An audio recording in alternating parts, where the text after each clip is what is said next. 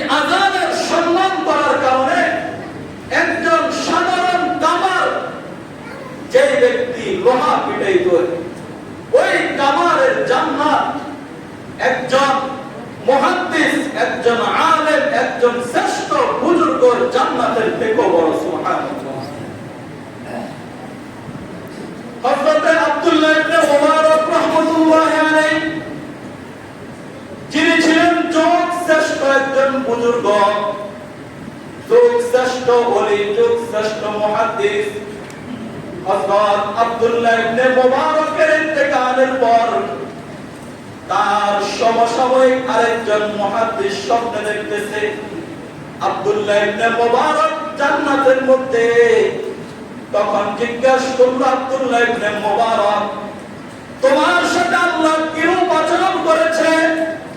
হযরত আব্দুল্লাহ ইবনে মুবারক বলে, আমাকে আল্লাহ সুবহানাহু ওয়া তাআলা জান্নাত দান করেছে, তবে আমার জান্নাতের থেকে আমার প্রতিবেশী যে কামারটা ছিল, যে ব্যক্তি সারাদিন লোহা পিটাইতো, তার জান্নাতটা আমি আব্দুল্লাহ ইবনে মুবারকের জান্নাত থেকে অনেক বড়। সুবহানাল্লাহ। ওই মুহাদ্দিসের ঘুম ভাঙার পর সকালে তিনি হতাশ হয়ে গেলেন, কিভাবে এত বড় জান্নাত একজন কামারের নসিব হলো?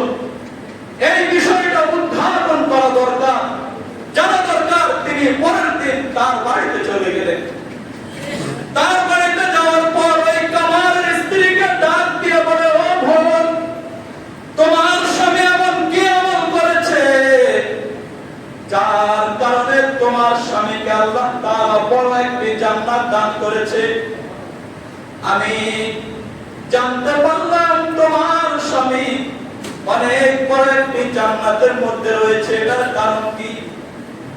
ওই কামারের স্ত্রী বলে, ও ভাই, আমার স্বামী ছিল একজন হতদরিদ্র, টাকা পয়সা ছিল না, অনেক গরিব ছিল, দৈনিক রোজগার করে দৈনিক খাইতো। আমার স্বামীর এমন কোনো বড় আমল ছিল না, সারাদিন সে লোহা পিটাইতো, তবে সময় মতো নামাজ আদায় করত, আযানের জবাব দিত। ওই মহিলার কথা শোনার পর ওই মুহাদ্দিস বলে, এর থেকে বড় কোনো আমল তোমার স্বামী করেছে কিনা, তোমার মনে পড়ে কিনা? তখন ওই মহিলা বলে, আমার স্বামীর বড় দুইটা গুণ ছিল।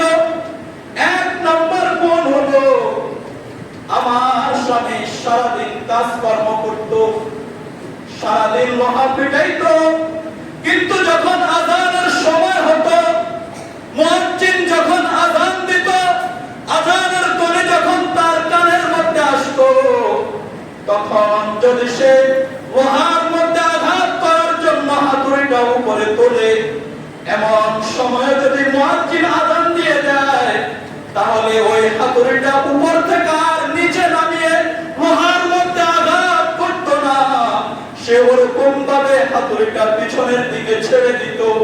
আযানকে এত সম্মান করত, সাথে সাথে সে বলতো, আমার রব আমাকে ডাক দিয়েছে, আমার মালিক আমাকে ডাক দিয়েছে, এখন আর কাজ করার সময় নাই। সে সাথে সাথে কাজ ছেড়ে, হাতুড়ি ছেড়ে সে মসজিদের দিকে রওনা হয়ে যেত। সুবহানাল্লাহ। তিনি বলেন, আমার স্বামীর দুই নম্বর গুণ ছিল আফসোসের গুণ, আক্ষেপের গুণ। তিনি যখন কারো ইবাদত দেখতেন, ভালো কর্ম দেখতেন, আফসোস করতেন। আমার স্বামী সারাদিন কাজকর্ম করত, কিন্তু গরমের কারণে দিনের বেলা বেশি কাজ করতে পারত না। রাতের বেলা তিনি এশার নামাজ শেষ করার পর তিনি খোলা আকাশের নিচে বসে তিনি রাতের বেলাও কাজ করতেন। তখন আমাদের প্রতিবেশী হযরত আব্দুল্লাহ ইবনে মুবারক ছিল আমাদের প্রতিবেশী। আমার স্বামী এদিক দিয়ে খোলা আকাশের নিচে তিনি কাজ করত, লোহা পিটাইতো, আর পাশে বসে আব্দুল্লাহ ইবনে মুবারক খোলা আকাশের নিচে বসে বসে কোরআন তেলাওয়াত করত, নফল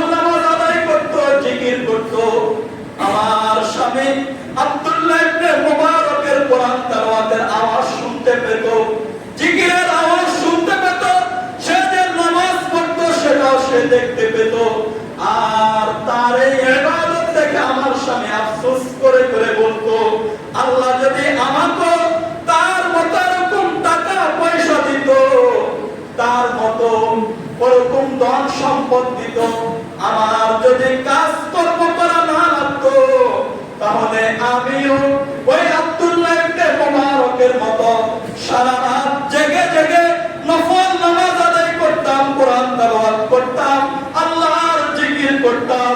এই আক্ষেপটা, এই আফসোসটা সে বসে বসে করত। এই দুইটা গুণ ছিল। এক নম্বর গুণ আযান দেওয়ার সাথে সাথে কাজ কর্ম ছেড়ে দিতেন। দুই নম্বর গুণ কারো ইবাদত দেখলে তিনি আক্ষেপ করতেন, আমিও যদি কাজ কর্ম না থাকতো তার মতো ইবাদত করতে পারতাম। তখন ওই মুহাদ্দিস বলল, বল আর বলার দরকার নাই, তোমার সাথে এত বড় জান্নাত পাওয়া এই দুইটা কারণে যথেষ্ট।